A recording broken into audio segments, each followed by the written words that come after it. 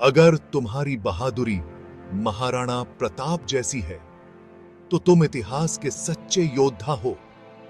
महाराणा प्रताप का नाम सुनते ही हमारे मन में एक अद्वितीय वीरता और स्वाभिमान की छवि उभरती है।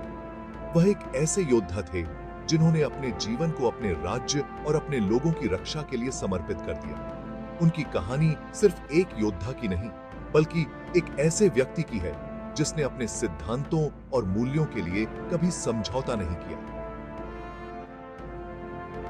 आदेश सी काम की कभी 9 मई 1500 का भी पश्चिस की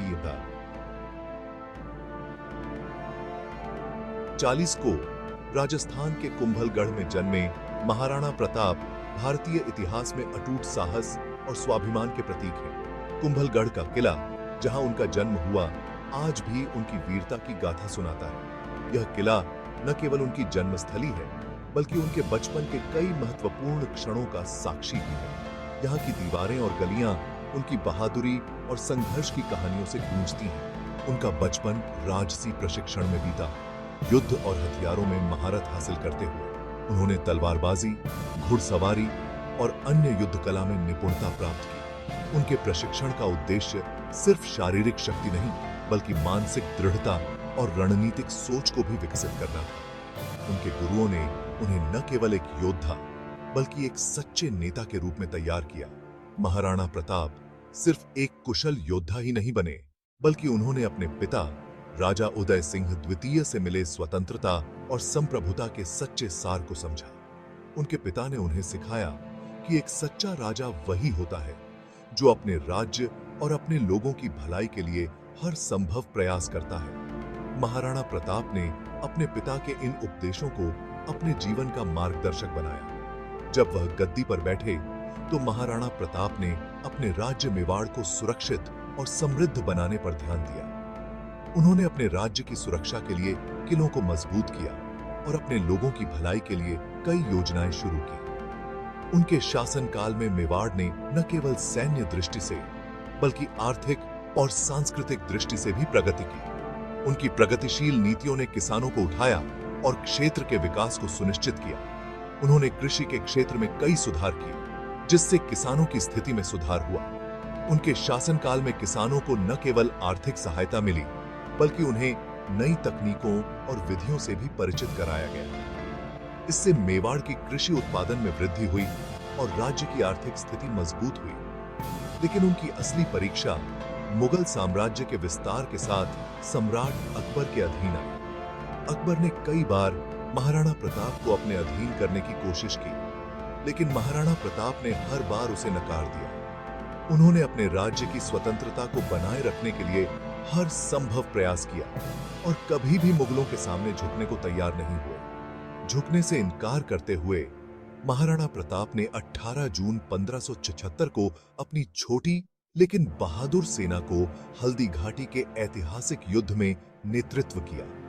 यह युद्ध भारतीय इतिहास के सबसे महत्वपूर्ण युद्धों में से एक है। इस युद्ध में महाराणा प्रताप ने अपनी बहादुरी और रणनीतिक कौशल का प्रदर्शन किया।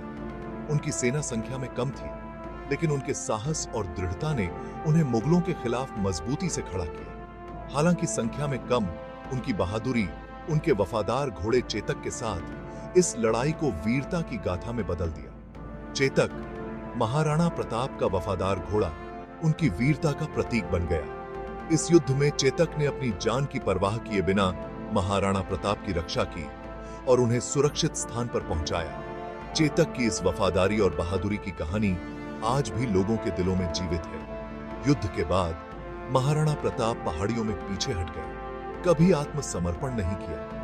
लगातार मुगलों के खिलाफ छापामार युद्ध छेड़ते रहे। उन्होंने अपनी सेना को पुनर्गठित किया और मुगलों के खिलाफ छापामार युद्ध की रणनीति अपनाई। उनकी इस रणनीति ने मुगलों को काफी परेशान किया और उन्हें मेवाड़ पर पूरी तरह से कब्जा करने से रोका। महाराणा प्रताप की यह रणनीति उनकी दृढ़ता और साहस का प्रमाण है। स्वतंत्रता के लिए और अपने लोगों के कल्याण के लिए उनकी अथक लड़ाई 1597 में उनकी आखिरी सांस तक जारी रही। उन्होंने अपने जीवन के अंतिम क्षण तक अपने राज्य और अपने लोगों की रक्षा के लिए संघर्ष किया। उनकी यह अटूट भावना और समर्पण उन्हें भारतीय इतिहास के महानतम योद्धाओं में से एक बनाता है। महाराणा प्रताप की विरासत सिर्फ जीत और लड़ाइयों से कहीं अधिक है। यह अटूट भावना और स्वतंत्रता के प्रति समर्पण के बारे में है। उनकी कहानी हमें सिखाती है कि सच्ची वीरता और स्वाभिमान क्या होता है। उनकी विरासत आज भी हमें प्रेरित करती है और हमें अपने सिद्धांतों और मूल्यों के प्रति सच्चे रहने की प्रेरणा देती है। उनकी कहानी प्रेरणा का एक दीपस्तंभ है जो हमें याद दिलाती है कि सच्चे नायक कभी हार नहीं मानते। महाराणा प्रताप की कहानी हमें यह सिखाती है कि चाहे कितनी भी कठिनाइयां क्यों ना आए, हमें अपने सिद्धांतों और मूल्यों के प्रति सच्चे रहना चाहिए। उनकी कहानी हमें यह भी सिखाती है कि सच्ची वीरता और स्वाभिमान का मतलब सिर्फ युद्ध में जीतना नहीं, बल्कि अपने सिद्धांतों और मूल्यों के प्रति सच्चे रहना है। महाराणा प्रताप एक ऐसा नाम जो हमारे दिलों में हमेशा गर्व और सम्मान जगाता है। उनकी कहानी हमें यह सिखाती है कि सच्ची वीरता और स्वाभिमान का मतलब सिर्फ युद्ध में जीतना नहीं, बल्कि अपने सिद्धांतों और मूल्यों के प्रति सच्चे रहना है। महाराणा प्रताप की कहानी हमें यह भी सिखाती है कि चाहे कितनी भी कठिनाइयां क्यों ना आए, हमें अपने सिद्धांतों और मूल्यों के प्रति सच्चे रहना चाहिए। उनकी कहानी हमें यह भी सिखाती है कि सच्ची वीरता और स्वाभिमान का मतलब सिर्फ युद्ध में जीतना नहीं, बल्कि अपने सिद्धांतों और मूल्यों के प्रति सच्चे रहना है।